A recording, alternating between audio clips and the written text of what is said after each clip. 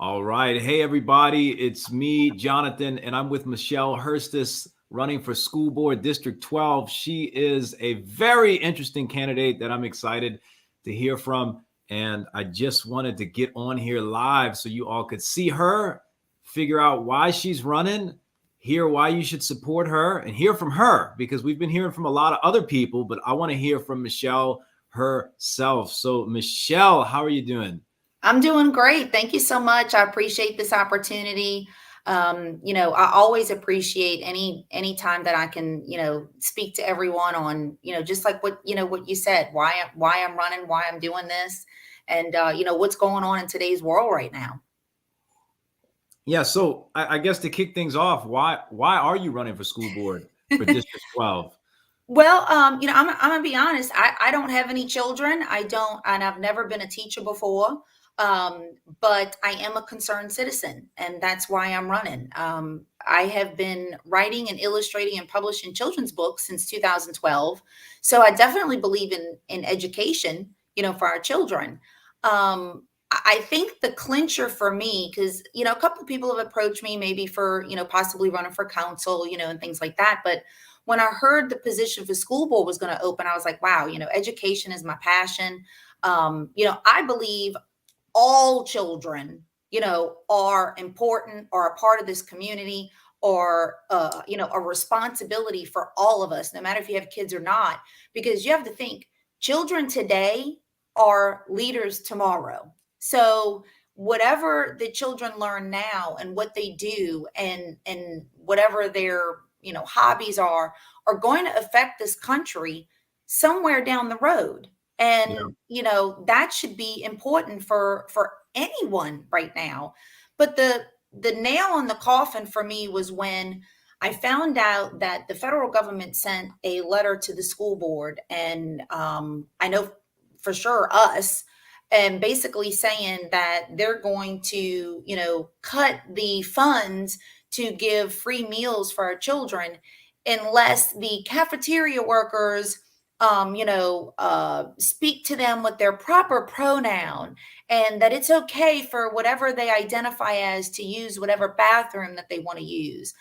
I have a major issue with that. Yeah. Again, I don't have any kids. I don't have any kids in school, but I have a problem if a 12-year-old boy, and this is K through 12, if a 12-year-old boy wearing a skirt goes into the same bathroom with a 6-year-old girl.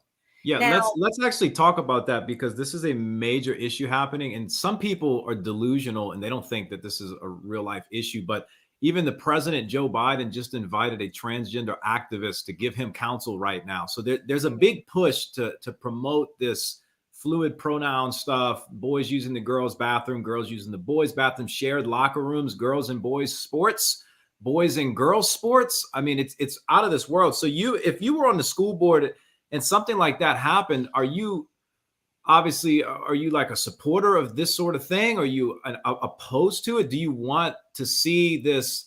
Do you want to see boys being able to play on the girls' volleyball team and spike other girls in the face? Like, is that something you want to support?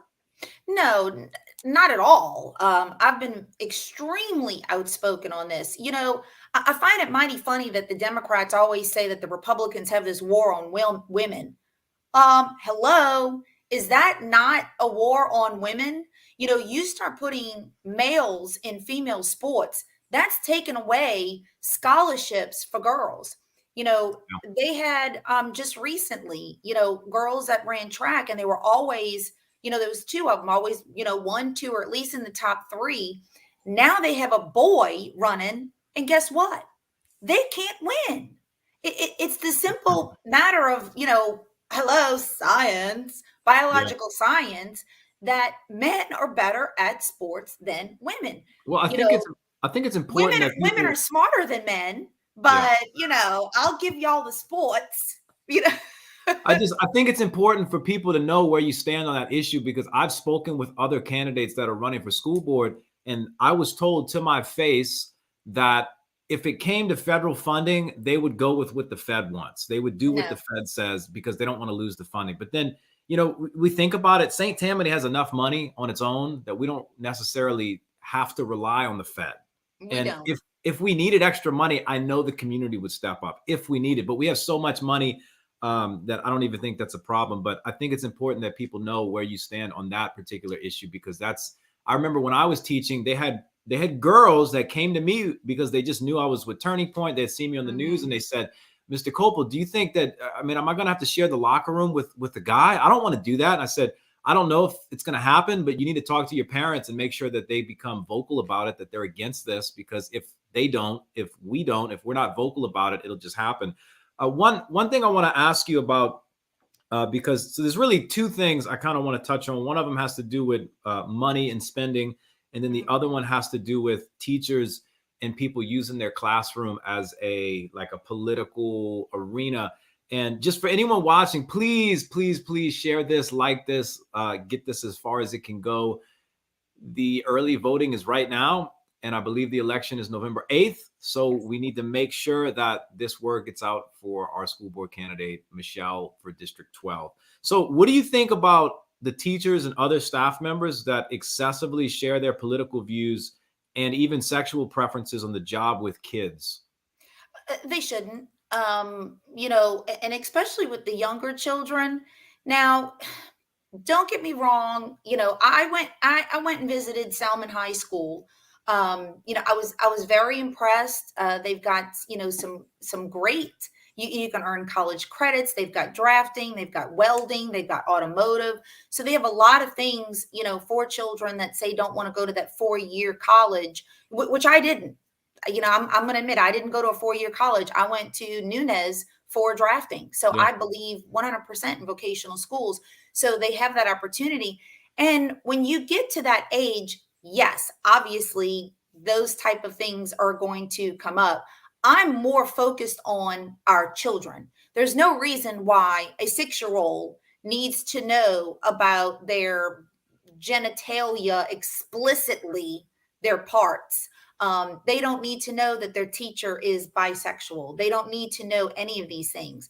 Now, not all teachers are doing this, so I don't need teachers coming and picking Right. in front saying, "Oh, Michelle thinks this." Da, da, da. It's No, not all teachers. It's not it's all. not There's all a teachers. handful. There's a handful, but it's not There's all a teachers. handful. There's always a bad apple in every basket, right? Just the same thing is they try to plunk all the, policemen as, these racist and all this other stuff. Are there a couple of bad cops? Sure. There's a couple of bad cops in everything. Look at our politicians. There's a Actually, there's lot of probably bad more of a politicians. handful that are good than not, but we won't go there. But, yes, there are a handful of teachers that are doing this. I don't think it's right. I don't think it's appropriate. It's not professional. Um, it's just not something that needs to be taught in the class. You are there. You are hired to teach the curriculum. You are there to teach them math, English, arithmetic, science, social studies. That's what you're there to teach them, not what you do on a Friday night Yeah. with your girlfriends, boyfriends, or whoever friends Whatever. you got. And that's their personal business. To be quite Right. frank, I mean, everybody is entitled to live their life how they want to live it outside the workplace. I mean, Correct. you can Yeah. do that. The problem that I see, and I think you agree with this, is that the school is not a place to tell teenagers that you're trans and you want to be trans or whatever, and you think they should also be and explore this. Like, that's not part of the Do not education promote it. experience. Do Right. not promote it. And Period. I think it's important for parents to know where you stand on that, because that's a hot issue right now. A lot of parents are scared that they send their kids to school and then the kid comes back home and the kid wants to change their gender, or now Yeah. the kid wants to be a furry or whatever. And I just think that these issues are coming up more and more, and parents are probably going to start bringing up their concerns, and we have to be able to address them and figure out strategies to keep teachers focused on teaching, keep the employees focused on their job and not their social life and social issues. That's a big one. The next, Jonathan, you've got 1.7%, just 1.7% of the population or possibly, really transgender or have these different sexual preferences. That's not what the media is showing. That's not what this administration that we have right now in the White House is promoting. They act like 50% of our population should be, is transgender or, all these other sexual preferences. That's not it. Only 1.7%. So why should the entire rest of the population have to cater to and do all this other stuff for 1.7%? And that's what's so great about local school boards and local government is that we don't have to listen to the Fed. We listen Right. to the voters. And if the Oh, I could voters, tell them to go fly a kite, something like that. I'm like, oh, really? Free meals? Well, guess what? I'm gonna make sandwiches, yeah, for the no, kids we'll myself if I step have up. to. I mean, if they say we're going to take away the school lunches because you don't want to let the boys use the girls' bathrooms, then yeah, we'll make sandwiches. I'm right there with you. And there's ways around this. Selman, if they have one or two students that identify as something else, let them use a separate bathroom altogether. Like have a unisex bathroom. There's no reason that there's other ways to accommodate this than having them go into, the proper gender bathroom. Yeah. So I don't want to spend too much time on this, but the next thing is the St. Tammany Parish School Board gets a lot of money, like $500 million. Okay, it's a Yes. lot. And then I That's a think they're lot. sitting on around $70 million of leftover COVID money that was given by the Fed. I'm just curious on your thoughts because the quality of education keeps going down, and we're Mhm. hearing about things at schools like you heard at Salmon, they had the kid brought the gun to school. And I'm just going to let parents know when I was in high school, kids brought guns to school. Yeah. Okay. It's happened for a long time. This isn't like a Mhm. new thing. Kids have always brought guns to school. But how it's handled is really interesting. And anyways, so there's problems everywhere. Education's going down, reading's going down, ACT scores. The average for Louisiana, I think, is around 18, which is not that great. I don't think college is the answer for everybody. I went to college, I got a bachelor's and I got my MBA. I still think college is sort of in its way, it can be seen as a scam. But with this whole money issue, do we need to just start throwing more money at our problems like the teacher shortage? Is more money the answer? What about the bus drivers? The bus drivers are upset. Do we just throw more money? The math scores are low. Do we just throw more money at some out-of-state math group that's claims they can fix the problem?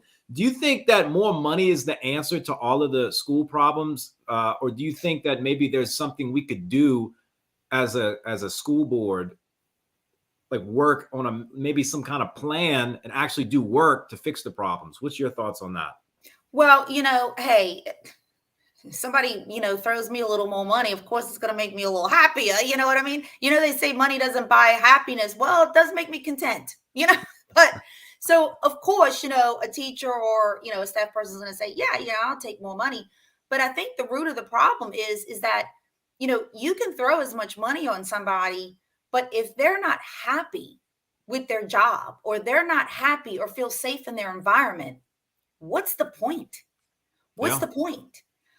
So I think we need to make sure that our teachers aren't as overwhelmed as they are right now. that's a And big I one. think it's not just a shortage problem, but it's also a retention problem as well.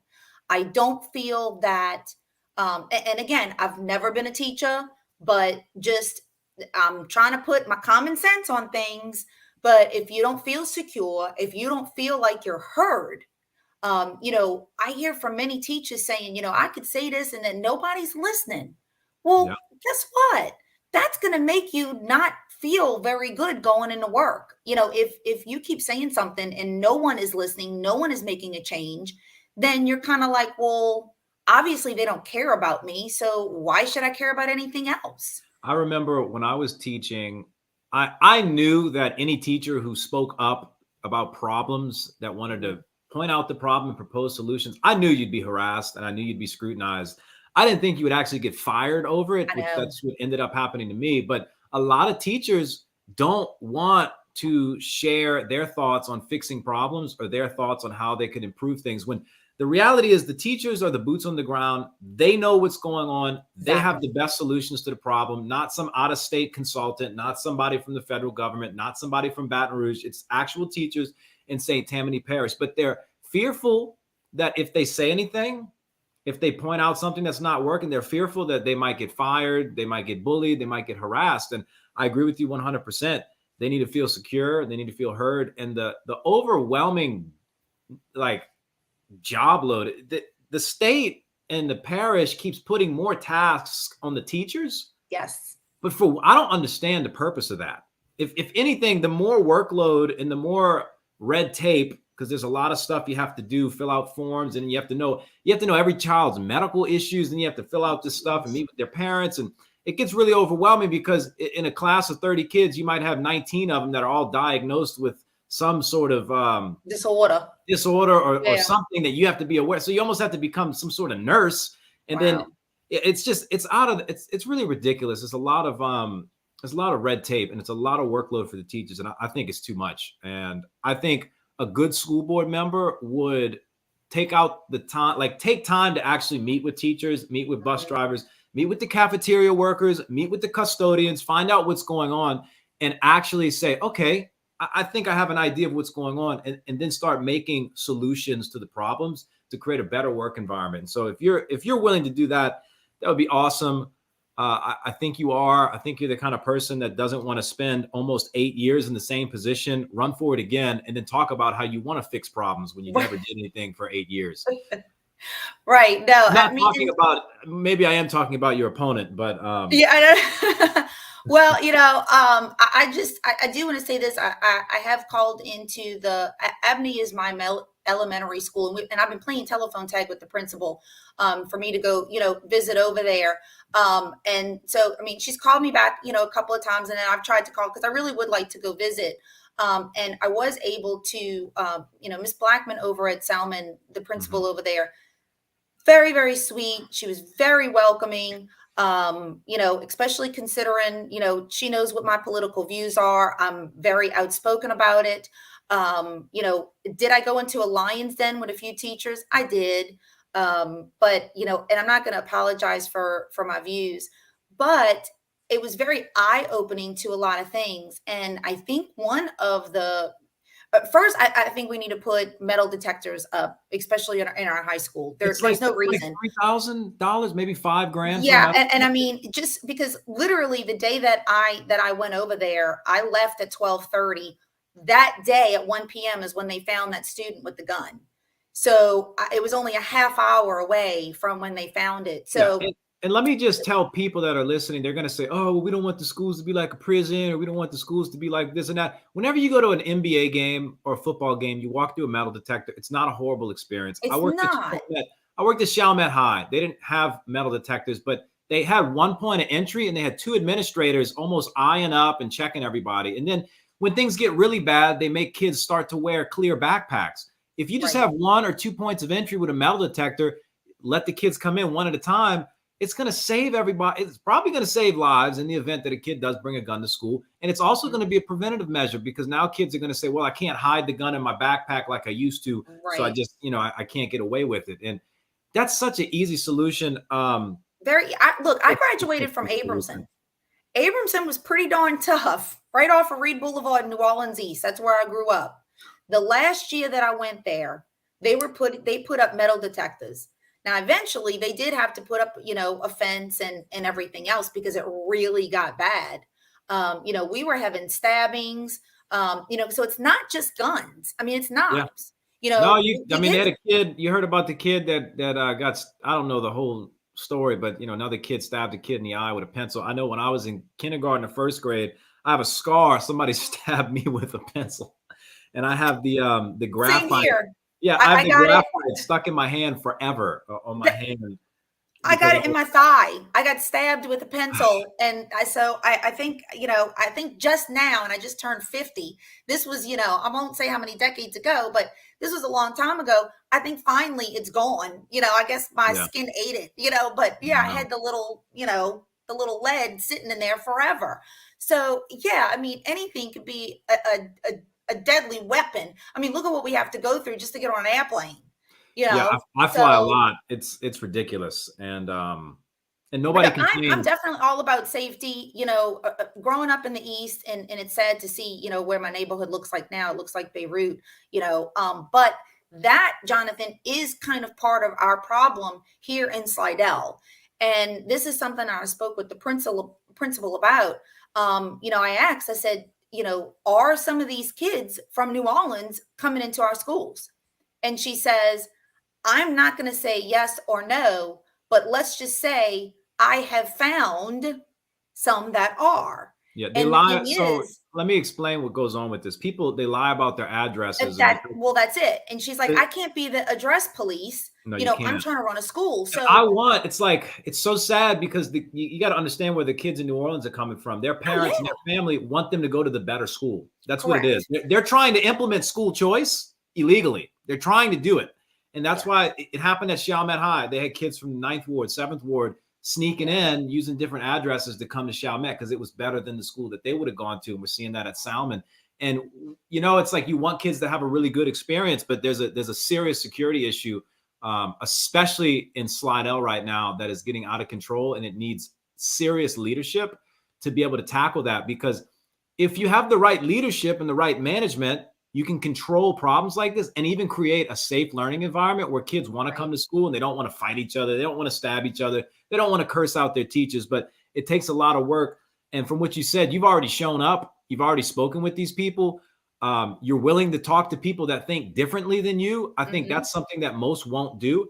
And it's eye-opening for yourself, and it's eye-opening for those who talk with you. And I think that's important. So to close this out, so this isn't too long.